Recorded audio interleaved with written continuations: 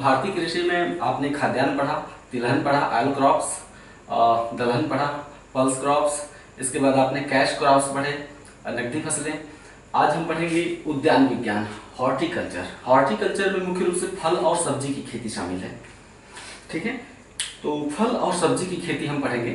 एक ही वीडियो नहीं होगा, ये छोटा सा वीडियो, इसके बाद एक दूसरा वीडियो में हम डाल देंगे।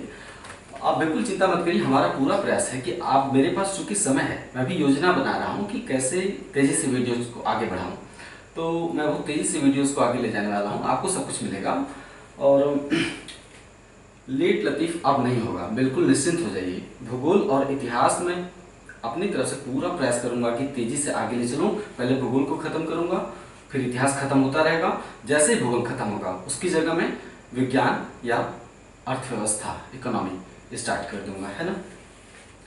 देखिए, जीएस बड़ा है, इसको जल्दबाजी में पढ़ के 3-4 महीनों में अगर आप खत्म तो कर लेंगे, लेकिन आपने नोटिस किया होगा कि कोई भी संस्थान 3-4 महीनों में इसे नहीं खत्म कराता। पता है क्यों? या 4-6 महीनों में भी नहीं खत्म कराता है, इसलिए क्योंकि अगर आप बहुत तेजी से पढ़ लेंगे जीएस तो समझ में नहीं आएगा। जीएस के लिए जरूरी है कि धीरे धीरे पढ़ते रहिए। अरे, तैयारी करने वाले आपने देखा होगा कि सालों लगा देते हैं तैयार करने में। मैं तो ठीक ही ठाक स्पीड से ले चल रहा हूँ। अगर आप सक्रिय रहेंगे तो अगले 6, 7, 8, 9, 10 अगर इतने महीनों में भी खत्म हो जा रहा है, और खत्म ही नहीं, पूरी तरह से समझ में आने के साथ अगर खत्म हो तो क्या बात है ना। तो धैर्य रखिए, हो जाएगा। कुछ कमेंट जो कि मुझे लोगों के पिछले वीडियो में आए हैं, तो मुझे लगा कि विशेष रिक्वेस्ट है जो कमेंट करते हैं मेरे वीडियो के फॉलोअर्स, मेरे चाहने वाले। आलोक भैया, आप ऐसे ही वीडियो हफ्ते में एक जरूर डाल दिया करो। ये बोल रहे हैं गाजीपुर से लवली, अब इनका टाइटल क्या है जो भी हो। आलोक भैया, आप ऐसे ही वीडियो हफ्ते में एक बार जरूर डाल दिया करिए, क्योंकि ऐसे वीडियो यानी मोटिवेशनल वीडियो देखने के बाद पढ़ाई में मन लगता है, जोश आ जाता है, नई सोच पैदा होती है। रितेश प्रजापति, मैं रितेश प्रजापति गाजीपुर पीजी कॉलेज से, और रिक्वेस्ट, एक बार वीडियो में आप मेरा नाम जरूर ले लीजिएगा काइंडली। ओके, रितेश प्रजापति जी गाजीपुर से इतना दिल से रिक्वेस्ट है तो एक बार नाम ले लेना चाहिए रितेश जी का। कैसे हैं आप? अपना जवाब जरूर दीजिएगा अगली वीडियो में अगर आप मेरा उत्तर सुन रहे हैं तो। इसके बाद अगला एक कमेंट जो कि काफ़ी दिलचस्प लगा। सर जी, आप बहुत अच्छा पढ़ाते हो, बट अगर आप अपनी शर्ट का ऊपर का बटन बंद कर लें तो बहुत अच्छा लगेगा, प्लीज़। तो शर्ट का बटन तो मैं खोलता नहीं हूँ, हाँ, ऊपर वाला बटन मैं थोड़ा सा खोल के रखता हूँ। गर्मी का दिन है, जून का महीना है, पंखा बंद करके पढ़ाना पड़ता है, क्योंकि अगर पंखा चलेगा तो कैमरे में शोर जाएगा, तो उससे आपको मेरी आवाज़ प्रॉपरली पहुँच नहीं पाएगी। तो इसलिए जून के महीने में भी मुझे पंखा बंद करके पढ़ाना पड़ता है। आप अक्सर देखते होंगे कि मैं जब बोलता हूँ तो चेहरा पसीने से लथपथ हो जाता है, तो पंखा बंद रहता है तो पसीना थोड़ा बहुत होता है, तो थोड़ा राहत पाने के लिए ऊपर वाला ऐसे खोल देता हूँ। और कोई बात नहीं है, जून का महीना बीत जाने दीजिए, मैं पूरा नेक यहाँ तक ऐसे बंद करके पढ़ाऊँगा, ठीक है। जून की बात है, जून काफ़ी गर्मी है। इसके अलावा अगला कमेंट है जो कि मैंने गौर किया। अगर आप मेरी तारीफ करेंगे तो मैं तारीफ को यहाँ नहीं पढ़ सकता। क्यों? तारीफ पढ़ के सुनाने वाली बात नहीं होती है, तो अच्छा नहीं लगता। हाँ, किसी ने कोई विशेष आपत्ति दर्ज कराई है तो उसे मैं उठा दे रहा हूँ यहाँ पे। आजकल आप घमंड करने लगे हैं, और आपके भी अल्टरनेटिव बहुत हैं, यानी आपके दूसरे विकल्प भी हैं मेरे पास, ठीक है। घमंड नहीं है ये, आपको क्या नाम है, नाम तो नहीं दिया है, इन्होंने कुछ दूसरा नाम रखा है, क्रेस्ट साइंस एकेडमी, जो भी हो। तो इनका कहना है कि घमंड है। नहीं, घमंड नहीं है क्रेस्ट साइंस एकेडमी जी, ये आपको देखने में ऐसा लगा होगा, और ऐसा बिल्कुल भी नहीं है। घमंड रहता तो मैं क्लासेस क्यों चलाता? इसका निर्णय बखूबी कर सकते हैं कि मैं घमंडी हूँ। हाँ, स्वाभिमान और घमंड में अंतर होता है। किसी का अगर स्वाभिमान अपने साथ चिपका हुआ है तो आपको भी अपनी नज़रों में थोड़ा लचीलापन लाना होगा, ताकि आप घमंड और स्वाभिमान में अंतर कर सकें। ऐसे तो आप किसी भी स्वाभिमानी व्यक्ति को घमंडी कह सकते हैं, क्योंकि घमंड और स्वाभिमान में अंतर क्या होता है ये आप कभी नहीं बता सकते, ना मैं बता सकता हूँ। मैं कभी नहीं समझा पाऊंगा कि नहीं मैं घमंडी नहीं स्वाभिमानी हूँ। ये परिभाषा आज तक तय ही नहीं हो पाई है कि घमंड क्या होता है, स्वाभिमान क्या, पूरी तरह से तो नहीं। तो इसको आपको खुद ही जज करना होगा, ऐसा नहीं है। हाँ, कुछ लोगों ने जाके भद्दे शब्द इस्तेमाल किए हैं क्रेस्ट साइंस एकेडमी जी को, कृपया मेरे वीडियो पे ऐसा न करें। राजपूत सिंह ने क्रेस्ट साइंस एकेडमी को कुछ गलत वर्ड इस पर बोल दिया है, ठीक है, ऐसा मत बोलिए, ठीक है। कोई अगर कुछ कह देता है तो आप लोग उस पर इतना तीखा प्रतिक्रिया मत दीजिए कि मुझे भी पढ़ के अजीब लगे। आप सभी लोग मेरे लिए प्रिय हैं और झगड़ा झंझट की नौबत ना आए, और ठीक है, मैं किसको क्या बोलूँ, बस आप इतना समझ लीजिए कि गलत शब्द न मेरे लिए न आपस में एक दूसरे के लिए अच्छा नहीं लगता है, ठीक है। हाँ, फल सब्जी विज्ञान तो दूसरा होता है, फल सब्जी उत्पादन, उद्यान विज्ञान, 3 नाम से जानते हैं। उद्यान विज्ञान इंग्लिश में हॉर्टिकल्चर, इसको हम डिटेल में बोलते हैं फल और सब्जी उत्पादन, हॉर्टिकल्चर के अंतर्गत आता है। सबसे पहले जान लेते हैं हॉर्टिकल्चर के अंतर्गत आता क्या है। हॉर्टिकल्चर के अंतर्गत 4 चीजें शामिल हैं, यहाँ नीचे लिखा है। इसमें फल उत्पादन शामिल है ना, सब्जी उत्पादन शामिल है, फूलों जो सजावटी पौधे होते हैं, कभी कभी क्या होता है कि ऑप्शन में फूल न देकर सजावटी पौधे, है ना, शब्द इस्तेमाल कर दिया है, तो फूल उत्पादन शामिल है। फल और सब्जी का संरक्षण, preservation of vegetables and fruits, फल और सब्जी का संरक्षण भी इसके अंतर्गत शामिल है। यानी हॉर्टिकल्चर के अंतर्गत 4 चीजें शामिल है, ध्यान दीजिएगा, प्रश्न बना हुआ है, आगे भी बनेगा, ठीक है। थोड़ा सा चूंकि इसी से मिलता जुलता शब्द है तो थोड़ा सा मैं इनको अलग अलग कर दूं। फ्लोरिकल्चर, स्पेशली फूलों की खेती के लिए एक फ्लोरिकल्चर, हालांकि फूलों की खेती हार्टिकल्चर के अंतर्गत भी आती है, लेकिन फूलों की खेती के लिए फ्लोरिकल्चर शब्द भी इस्तेमाल किया जाता है। एंथोलॉजी पुष्प विज्ञान होता है। देखिए, फूलों की खेती मतलब उत्पादन, फ्लोरिकल्चर मतलब उत्पादन करना, और एंथोलॉजी मतलब फूलों का विज्ञान, पुष्प विज्ञान, विज्ञान की वो शाखा जिसके अंतर्गत फूलों का अध्ययन किया जाता है, उसे क्या कहते हैं, एंथोलॉजी। यहाँ उत्पादन नहीं किया जाएगा, अध्ययन किया जाएगा किसका, फूलों का। इसी तरह पोमोलॉजी, हॉर्टिकल्चर से अलग है पोमोलॉजी, विज्ञान की वह शाखा जिसके अंतर्गत फलों का अध्ययन किया जाता है, उत्पादन नहीं, उसे पोमोलॉजी कहते हैं। लॉजी मतलब अध्ययन होता है ना। Anthology, pomology, horticulture, floriculture, anthology, pomology. विज्ञान की कृषि से संबंधित विज्ञान की जितनी भी शाखाएं हैं, है ना, चाहे मधुमक्खी पालन हो, चाहे सेरीकल्चर है, एपीकल्चर है, कृषि से संबंधित जितने भी विज्ञान के क्षेत्र हैं जहां अध्ययन किया जाता है अलग अलग कृषि क्षेत्रों का, उसकी लिस्ट में बनवा दूंगा, है ना। जैसे पीसी कल्चर, आप इसमें कमेंट करिए, देखिए कितने लोग जानते हैं पीसी कल्चर क्या होता है, जवाब दीजिएगा। मैं इस तरह के जितने कृषि से संबंधित कल्चर हैं, खेती उत्पादन, उनको मैं अलग से दिखवा दूंगा। बहुत सारे अभी लिस्टिंग करनी है मुझे, भूगोल में बहुत सारी लिस्ट बनानी पड़ती है। प्रथम राज्य, प्रथम उत्पादक देश, दूसरा राज्य, दूसरा देश, पोषण स्तर, विटामिन, प्रोटीन, है ना। जैसे विटामिन सी, 4 विकल्प दे देगा, कौन से फल में सबसे ज्यादा विटामिन सी पाया जाता है। अब ये इस पर निर्भर करता है कि ऑप्शन में क्या क्या है ना। इसी तरह से फलों की और सी बहुत सारी विशेषताएं हैं जिस पर कि एक बार लिस्टिंग की जानी जरूरी है, तो वो लिस्टिंग में करता रहूंगा आगे पीछे। इंतजार करिए, सब कुछ मिल जाएगा, कुछ नहीं छूटेगा। आइए स्टार्ट करते हैं। भारत दुनिया का 11% फल उत्पादन करता है। मोटा मोटा आप 10 मानकर याद कर लीजिए, है ना। ये सवाल कई बार पूछा जा चुका है, इस एग्जाम में भी, पीसीएस एग्जाम में भी भूल जाता है। यहाँ तक कि मुझसे भी एक बार भूल गया था, मैं एग्जाम दे रहा था, मैंने 15% को टिक कर दिया। हो जाएगा किसी से भी ऐसा, तो ध्यान दीजिएगा। अब चूंकि मैंने बता दिया कि मैंने 15% पे टिक कर दिया, तो आपको नहीं भूलेगा, मुझे पूरी उम्मीद है। तो 10% लगभग भारत दुनिया का फल उत्पादन करता है, और ऐसा करके वो चीन के बाद दूसरा सबसे बड़ा फल उत्पादन करने वाला भारत देश है। सर्वाधिक फल उत्पादक राज्य हमारे देश में महाराष्ट्र है, उसके बाद आंध्र प्रदेश का स्थान है। सबसे ज्यादा फल उत्पादक राज्य महाराष्ट्र। देश में शीर्ष फल क्षेत्रफल वाला फल, यानी सबसे ज्यादा क्षेत्रफल में जो फल उगाया जाता है या बोया जाता है, वो आम है। सबसे ज्यादा क्षेत्रफल, भारत में आप कहीं भी चले जाइए आम का फल मिल जाए, आम का पेड़ मिल जाएगा, है ना।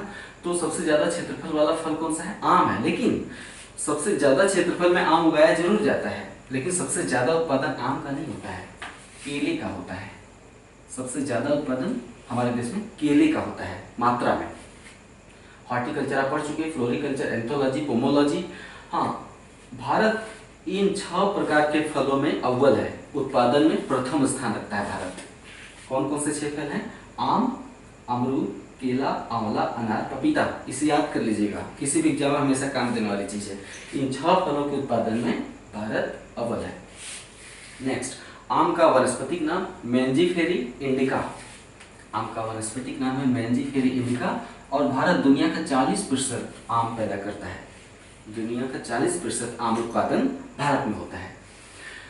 हाँ, इस तरह की लिस्टिंग अभी खाद्यान्नों में की जानी, फल की लिस्टिंग तो मैंने की है। प्रथम उत्पादक देश, प्रथम उत्पादक राज्य, ये है फलों के नाम। इस तरह की लिस्टिंग खाद्यान्नों में होनी है, नकदी फसलों में होनी है, तिलहन में होती है, दलहन में होनी है। करूंगा इसकी जस्ट बात, वो अलग एक तरह का सेक्शन है, क्योंकि वो पूरी तरह से रट्टा मार होता है ना। लेकिन फल का स्पेशल है, मैंने यहाँ पे बना दिया है। सबसे पहले मैं बताऊंगा देश और फिर राज्य बताऊंगा। कुल फल उत्पादन में प्रथम स्थान जरूर याद रखिए, दूसरा स्थान कौन सा राज्य या देश का है भूल जाइए चलेगा, पहला स्थान मत भूलिएगा। कुल फल उत्पादन में चाइना प्रथम है। यहाँ भी आपने देखा कि भारत का चीन के बाद दूसरा स्थान है। भारत 10% फल उत्पादन करता है। सबसे ज्यादा फल उत्पादन चाइना, भारत में महाराष्ट्र। यहाँ भी आपने पढ़ा सर्वाधिक फल उत्पादक राज्य हमारा महाराष्ट्र है। इसी तरह कुल फल उत्पादन में चाइना के बाद इंडिया का दूसरा स्थान है। आम उत्पादन में विश्व में भारत प्रथम स्थान पर है। और पहले इसको दोहरा दें, आम में भारत, केला में भारत, अमरूद में भारत, अंगूर में चाइना, उसके बाद इटली का स्थान है। यूरोप में सर्वाधिक अंगूर उत्पादक देश कौन सा है? इटली, क्योंकि दूसरा स्थान इटली का, यूरोप का पूछ रहा है, तो यूरोप में सर्वाधिक अंगूर उत्पादक देश इटली में जाएगा। तो अंगूर में प्रथम स्थान चाइना का है, फिर इटली का है। सेब में भी चाइना, लीची में चाइना, नींबू में चाइना, ठीक है। संतरा में ब्राजील, ठीक है। संतरा उत्पादन में नंबर 1 स्थान ब्राजील का है। आंवला में इंडिया, अनार में इंडिया, ठीक है। अनानास में कौन सा देश है लिखा उतना महत्वपूर्ण नहीं, सभी देशों का सब कुछ याद करना बहुत जरूरी नहीं होता है। वैसे भी आप बुक खोल के देख सकते हैं या आप गूगल मार लीजिए सर्च, ठीक है। तो जहां चाइना प्रथम स्थान पर वहां मैंने बोल्ड कर दिया है। ये देखिए संतरा में ब्राजील है। राज्यों में देख लेते हैं। कुल फल महाराष्ट्र, आम में अपना यूपी, आम में उत्तर प्रदेश प्रथम स्थान पर है। केला में तमिलनाडु, ठीक है, केला में तमिलनाडु। अमरूद में महाराष्ट्र, अंगूर में अंगूर महाराष्ट्र। सेब में जम्मू एंड कश्मीर है। अक्सर लोग हिमाचल प्रदेश टिक कर देते हैं। सेब उत्पादन में प्रथम स्थान जम्मू कश्मीर राज्य का है। उसके बाद लीची, मुजफ्फरपुर की लीची बहुत ही फेमस है बिहार में, है ना। तो लीची में बिहार नंबर 1 है।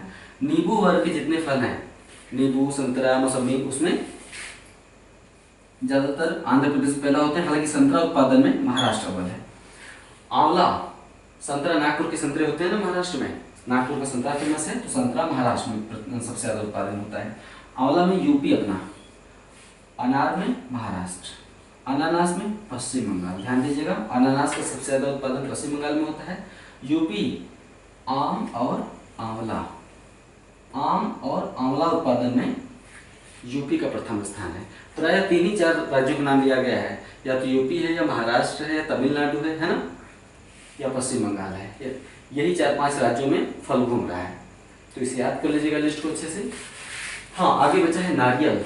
नारियल देशों में इंडोनेशिया, अखरोट में चाइना, काजू इंडिया में सबसे ज्यादा पैदा होता है, ठीक है। विश्व में काजू का पैदावार सबसे ज्यादा इंडिया में है। जैतून, ध्यान दीजिएगा, स्पेन में सबसे ज्यादा पैदा होता है दुनिया में। जैतून यूरोपीय फसल है, जैतून भारत में पैदा नहीं होता है। जैतून यूरोपीय फसल है और स्पेन में सबसे ज्यादा पैदा होता है। जैतून का तेल काफी काम का होता है। अखरोट चाइना में होता है, नारियल इंडोनेशिया में। नारियल राज्यों में तमिलनाडु में पहले केरला हुआ करता था नारियल उत्पादन में प्रथम स्थान, अब तमिलनाडु ने स्थान ग्रहण कर लिया है।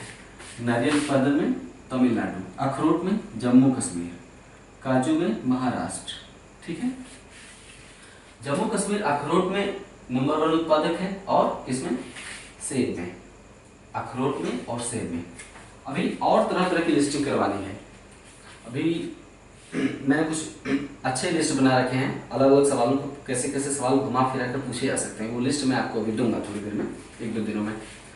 भारत में सर्वाधिक उत्पादन वाले 3 फल, सबसे ज्यादा उत्पादन हमारे देश में केला का होता है, उसके बाद आम का। पीछे भी बताया कि सबसे ज्यादा क्षेत्रफल वाला फल आम है, लेकिन उत्पादन में नंबर 1 केला है। तो भारत में सर्वाधिक उत्पादन वाले 3 फल हैं केला, केला के बाद आम। केला साल भर पैदा होता है। ऐसे अगर आम साल भर होता है तो आम नंबर 1 पे होता है, क्योंकि जब आम का मौसम आता है तो बाजार में हर तरफ केवल आम दिखाई देता है। लेकिन आम जो है मई लास्ट में आता है और जून लास्ट में खत्म हो जाता है। ये अलग बात है कि कहीं कहीं आम की 2 फसलें भी काटी जाती हैं। उदाहरण के लिए तमिलनाडु में, जो दक्षिणी तमिलनाडु का हिस्सा है यानी कन्याकुमारी के आसपास का क्षेत्र, वहाँ पर आम की 2 फसलें ली जाती हैं। एक वर्ष में 2 बार आम पैदा होता है। ठंडी में भी वहाँ पे आम तोड़ा जाता है, क्योंकि तमिलनाडु में क्या होता है कि ठंडी नहीं पड़ती है। कन्याकुमारी में आप जाएंगे तो आपको दिसंबर जनवरी में स्वेटर पहनने की जरूरत नहीं रहेगी। इस वजह से वहाँ आम की फसल 2 बार फल दे देती है, क्योंकि वहाँ साल भर गर्मी पड़ती है। समझ रहे हैं ना? ठीक है। तो भारत में हाँ, केला सबसे ज्यादा इसलिए पैदा होता है क्योंकि केला साल भर पैदा होता है। भारत में अंगूर उत्पादकता विश्व में सर्वाधिक है, यानी प्रति हेक्टेयर अंगूर की उत्पादकता दुनिया में सबसे ज्यादा भारत में ही पाई जाती है। और दुनिया में 80% अंगूर का उपयोग शराब बनाने में किया जाता है। आभासी फल क्या होता है? आभासी फल आमतौर पे जो फूल का अंडाशय होता है ना, फूल पुष्प का अंडाशय, उससे फल का विकास होता है। फल का विकास फूल के अंडाशय से होता है, उसे हम सामान्य फल कहते हैं। जिस फल का विकास फूल के अंडाशय से होता है उसे हम सामान्य फल कहते हैं। लेकिन जब फल का विकास फूल के अंडाशय से न होकर फूल के बाह्य दल से हो, ठीक है, फूल के बाह्य दल से हो, तो ऐसे फल को हम झूठा फल कहते हैं। झूठा फल, आभासी फल या फॉल्स फ्रूट। ऐसे कौन कौन से फल हैं से पूछा जा चुका है, 2 से 3 बार पूछा जा चुका है कि निम्नलिखित में से कौन सा आभासी फल है? सेब। इसके अलावा नाशपाती, अनानास, कटहल और लीची, ठीक है, ये सभी आभासी फल हैं। नेक्स्ट, भारत में बागवानी से संबंधित कुछ संस्थान हैं स्पेशली जो बागवानी या हार्टिकल्चर से ही रिलेटेड हैं। उनको जान लीजिए। Indian Institute of Horticultural research, ठीक है, भारतीय बागवानी अनुसंधान संस्थान है ना, भारतीय बागवानी अनुसंधान संस्थान या Indian Institute of Horticultural Research Bengaluru के हैसरघट्टा में है। बंगलुरु के हैसरघट्टा में। अगला है सेंट्रल इंस्टीट्यूट ऑफ सब ट्रॉपिकल हॉर्टिकल्चर, लखनऊ। सब ट्रॉपिकल मतलब उपोष्ण, ट्रॉपिकल मतलब उष्ण, सब ट्रॉपिकल मतलब उपोष्ण। विषुवत रेखा से थोड़ा दूर जाने पर उपोष्ण शुरू हो जाता है, दक्षिणी गोलार्ध में भी और उत्तरी गोलार्ध में। विषुवत रेखा के आसपास उष्ण, जब विषुवत रेखा से दूर जाते हैं तो उपोष्ण वाला जलवायु वाला क्षेत्र शुरू हो जाता है। तो सेंट्रल इंस्टीट्यूट ऑफ सब ट्रॉपिकल हॉर्टिकल्चर या केंद्रीय उपोष्ण बागवानी संस्थान, केंद्रीय उपोष्ण कटिबंधीय बागवानी संस्थान कहाँ पे है? लखनऊ में है ना।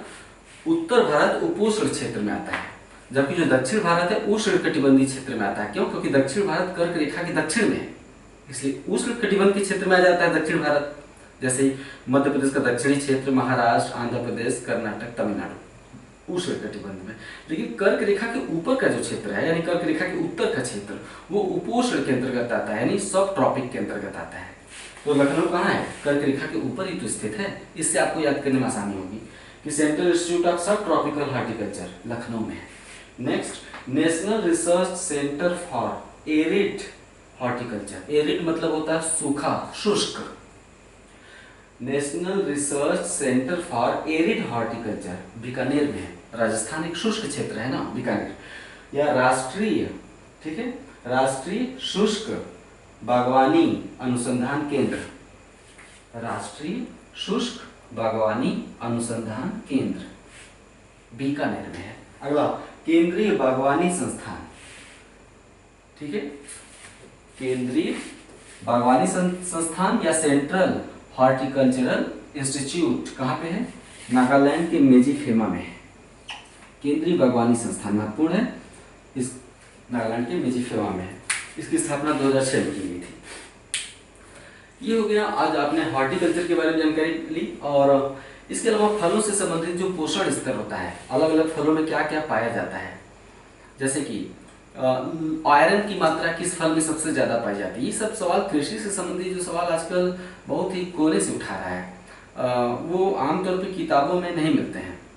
जैसे एनसीईआरटी वगैरह किताबों में इस सब चीज़ों के उत्तर नहीं मिलते हैं, कुछ ज़्यादा ही अंदर जाके पूछ रहा है। जैसे कि कौन से फल में आयरन की मात्रा सबसे ज़्यादा पाई जाती है, निम्नलिखित में से कौन से फल में विटामिन सी सबसे ज़्यादा पाया जाता है। आमतौर पर लोग जो नहीं जानते हैं विकल्प में नींबू को टिक कर देंगे।